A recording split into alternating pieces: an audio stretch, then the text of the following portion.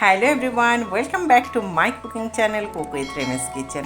আজ নিয়ে এসেছি ভ্যানিলা স্পঞ্জ কেক, দারুণ রেসিপি, একদম টিপস অ্যান্ড টিক্স সহকারে। আজও নিয়ে এসেছি একটা নতুন রেসিপি, একদম spongy non oven spongy vanilla cake দেখাবো। আমার চ্যানেল নতুন ভিউয়ার্স হলে এক্ষুনি একটা সাবস্ক্রাইব করে দিন, লাইক করতে ভুলবেন না, আর কমেন্ট করে অবশ্যই জানাবেন কেমন হলো, আর আমার সাথে থাকবেন। আর সাবস্ক্রাইব করে বেল আইকন অবশ্যই প্রেস করবেন নেক্সট রেসিপি নোটিফিকেশানের জন্য।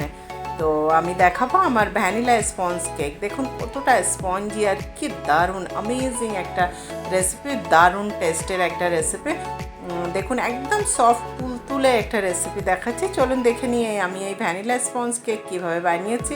আমি এটা 3টে ডিম নিয়ে নিয়েছি, আর এই সাইজের একটা বাটি নিয়ে নিয়েছি। নিয়ে আমি এক বাটি এখানে পাউডার সুগার, আমি এটা মিক্সিতে গুঁড়ো করে সেটা দিয়ে দিয়েছি। আর ওই বাটিরই হাফ বাটি সাদা তেল আমি এখানে দিয়েছি, আপনারা চাইলে বাটারও দিতে পারেন।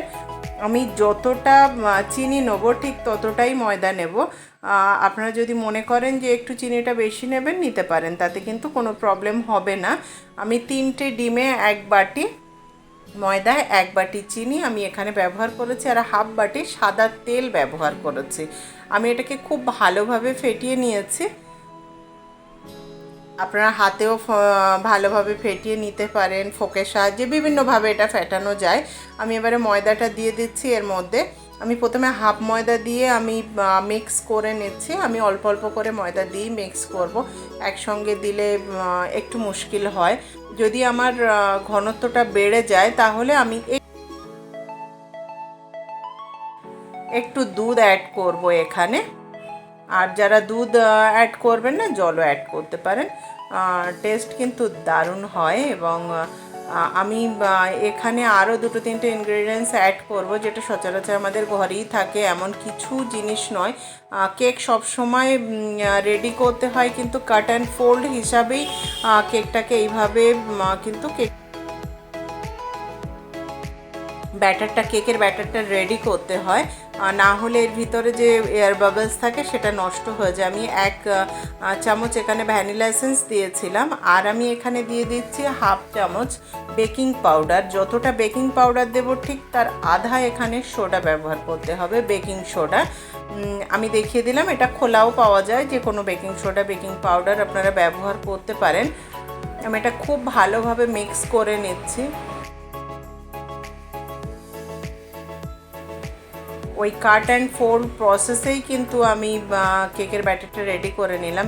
একটু বেশি ঘন, আমি অল্প একটু দুধ দিয়ে আর একটু পাতলা বানিয়ে নিচ্ছি, খুব বেশি কিন্তু না, খুব ভেবে চিনতে বারবার দিলে দেবেন, কিন্তু একবারে বেশি তো একদমই নয়। আমি আবার ওই same process cut and fold করি আমি ব্যাটারটা রেডি করে নিলাম। কোনো জিনিসে কিন্তু তাড়াতাড়ি কিছু করা যাবে না। এই কেকটা যত সফট হাতে করবেন ততই কিন্তু ব্যাটারটা দারুণ হবে।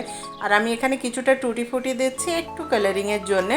আপনারা থাকলে দেবেন, না থাকলে না দেবেন। এটা আমারই বানানো, আমার চ্যানেলের রেসিপি আছে, অবশ্যই গিয়ে একবার দেখবেন। অ্যামেজিং একটা রেসিপি, মানে দোকান থেকে কিনে নিয়ে এলে অনেক সময় একটা টক টক ভাব থাকে, একটু গন্ধ থাকে, আঠা আঠা থাকে, তো সেটা কিন্তু এর মধ্যে একদমই থাকবে না।